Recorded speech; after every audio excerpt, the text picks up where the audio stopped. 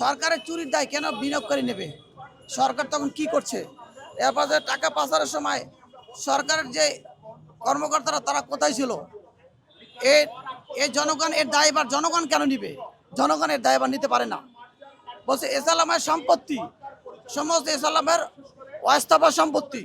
এসালাম তো সব টাকা পাচার করে ফেলেন, এখানে সম্পত্তি আছে, তাদের সম্পত্তিকে ন্যাবে যোগ করতে হবে এবং বেনামের সম্পত্তি বিনিয়োগকারীদেরকে তাদের টাকা হিসাবে তাদের টাকা পরিশোধ করতে হবে। বেনামের সম্পত্তি বিক্রি করে তাদের টাকা পরিশোধ করতে হবে।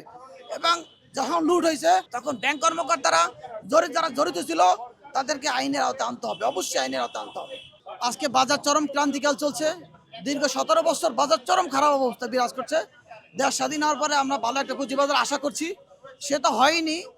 এখন আপনি দেখেন অর্থ মন্ত্রণালয়, Bangladesh bank of India, BSc chairman তারা কি করছে?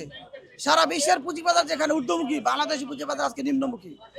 আপনি দেখেন এই বাজারে এই সর্বশেষ যে সিদ্ধান্ত নিয়েছে, মার্জার যে সিদ্ধান্ত নিয়েছে, এটা একটা দেশে এই সিদ্ধান্ত আমরা মেনে নিতে পারছি না। আপনারা এই সিদ্ধান্ত থেকে অবশ্যই এই সিদ্ধান্ত থেকে আপনারা বেরিয়ে আসবেন এবং বিনিয়োগকারীদেরকে বাঁচাবেন এবং এখানে সুনির্দিষ্ট গাইডলাইন আপনারা নতুন করে ঘোষণা করবেন।